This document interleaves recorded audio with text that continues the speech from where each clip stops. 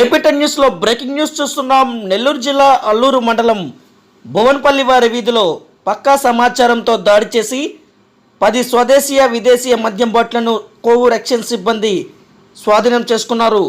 Excise శాఖ దాడులలో కత్తుల కిరణ్ కుమార్ సన్ ఆఫ్ వెంకటశేషయ్యను ఎక్సైజ్ సిఐ వై వెంకటేశ్వర్లు అదుపులోకి తీసుకొని 10 ఫుల్ బాటిళ్లను స్వాధీనం చేసుకున్నారు.